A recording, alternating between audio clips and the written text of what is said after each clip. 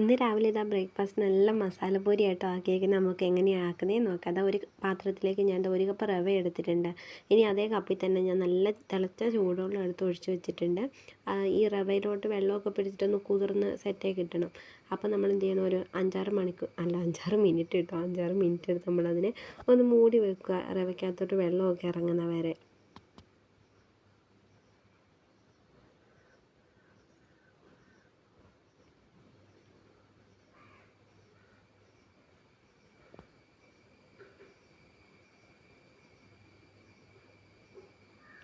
ഇനി ഇതാ ഞാനൊരു 5 മിനിറ്റ് കഴിഞ്ഞ് നോക്കുമ്പോഴത്തേക്കും റവയ്ക്കകത്തോട്ട് വെള്ളമൊക്കെ നല്ല രീതിയിൽ ഇറങ്ങി കട്ടയായിട്ടുണ്ട്.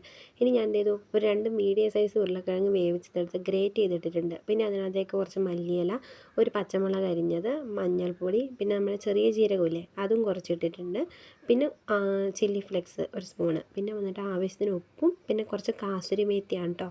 ഇതില്ലെങ്കിൽ നിങ്ങൾ എടുക്കണ്ട, ഞാൻ എൻ്റെ കയ്യിൽ ഉണ്ടായതുകൊണ്ട് കാസൂരി മേത്തി എടുത്തേ ഉള്ളൂ. ഇനി എന്ത് ഇതെല്ലാം കൂടി നല്ല രീതിക്ക് ഒന്ന് മിക്സ് ചെയ്ത് റെഡിയാക്കി എടുക്കുക. അങ്ങനെ ഞാനതിലൊന്ന് മിക്സ് ചെയ്തിട്ടുണ്ട്.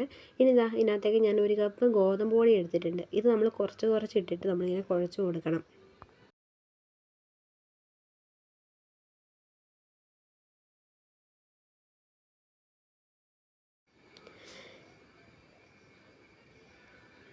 ഞാനെന്താ കുറച്ച് കുറച്ച് ഇട്ടിട്ട് കുഴച്ച് കൊടുക്കുക കേട്ടോ. ഇത് നമ്മൾ പൂരി ഉണ്ടാക്കുന്നില്ലേ ആ മാവിൻ്റെ അതേ ഒരു രീതിയിൽ നമ്മൾ കുഴച്ചെടുക്കണം. റവയും ഉരുളക്കിഴങ്ങും മാത്രമാകുമ്പോൾ എന്ത് ചെയ്യും, അതിനകത്ത് വെള്ളം കുറച്ചുണ്ടാവും. അപ്പോൾ നമ്മൾ ഗോതമ്പ് പൊടിയും കൂടി ഇട്ടിട്ട് നല്ല രീതിയിൽ കുഴച്ചെടുക്കണം.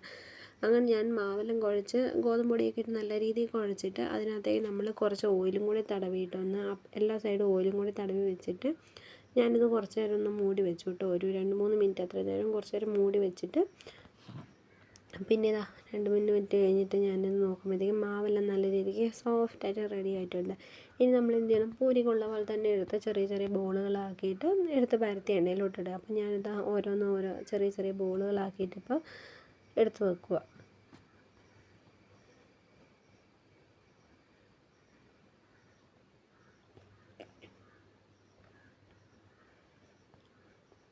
ഇനി ഇതാ കൗണ്ടർ ടോപ്പിൽ ഞാൻ കുറച്ച് എണ്ണ തൂത്തിട്ട് നല്ല രീതിക്കൊന്ന് പരത്തി എടുക്കുന്നുണ്ട് പൂരീൻ്റെ ഇതിൽ തന്നെ. പിന്നെ ഷേപ്പൊന്നും നമുക്കധികം വട്ടത്തിലൊന്നും കിട്ടണമെന്നൊന്നുമില്ല, ഉള്ള ഷേപ്പിലൊക്കെ എടുക്കുക, നമുക്ക് തിന്നാനല്ലേ. അപ്പോൾ ഞാനിത് അങ്ങനെ റെഡിയാക്കി എടുക്കുന്നുണ്ട് കേട്ടോ. ഇതിനകത്ത് എന്താണെന്നറിയോ, നിങ്ങൾ ഗോതമ്പ് പൊടി ഇട്ട് നല്ല രീതിയിൽ കുഴച്ചിട്ടില്ലെങ്കിൽ നമുക്കിത് പരത്തുമ്പോൾ കിട്ടത്തില്ല, പറഞ്ഞിങ്ങോട്ട് വരത്തില്ല, അവിടെ ഒട്ടി ഒട്ടി കിടക്കും. അതുകൊണ്ടാണ് നമ്മൾ ഗോതമ്പ് പൊടി ഇട്ട് നല്ല രീതിയിൽ കുഴയ്ക്കുന്നത്. അതിനുശേഷം ഇതാ എണ്ണ ചൂടായപ്പോൾ ഞാൻ അതിനകത്തേക്ക് നമ്മുടെ പൂരി ഇട്ട് കൊടുത്തിട്ടുണ്ട്. എന്നിട്ട് നമ്മൾ തവി വെച്ച് നല്ല രീതിക്ക് ഇങ്ങനെ മേളിൽ എന്താ തട്ടി തട്ടി കൊടുക്കുമ്പോൾ അത് നല്ല ബോളായിട്ട് വരുള്ളൂ. അങ്ങനെ ഞാനെന്താ തട്ടി തട്ടി കൊടുക്കുമ്പോഴത്തേക്കും കുമളച്ച് വന്നിട്ടുണ്ട്. ഇനി ഇത് അപ്പർ സൈഡും ഇപ്പർ സൈഡും ഒക്കെ മറിച്ചിട്ട് നമ്മൾ നല്ല രീതിക്ക് വേവിച്ച് എടുക്കുക.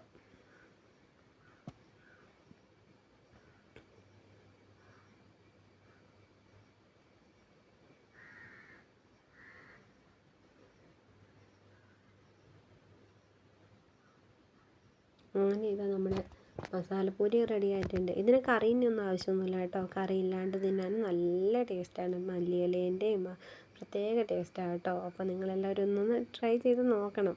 എപ്പോഴും ഒരേ ടൈപ്പ് പൂരിയല്ലേ, വല്ലപ്പോഴും നമുക്ക് വെറൈറ്റി ആയിട്ട് മാറ്റി പിടിക്കാമല്ലോ.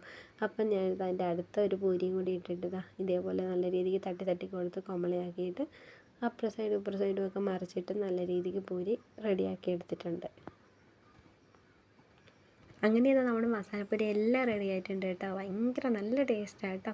ഇതിന് കറിയൊന്നും വേണ്ട, പിന്നെ കറി ഇല്ലാണ്ട് കൂട്ടാൻ പറ്റാത്തവരുണ്ടല്ലോ വീട്ടിൽ, അതുകൊണ്ടാട്ടോ ഞാൻ മുട്ടക്കറിയാണ് വെച്ചേക്കുന്നത്. സാധാരണ ഞാൻ ബാജിയാണ്, പിന്നെ ഇന്ന് മുട്ടയാക്കിയേ ഉള്ളൂ.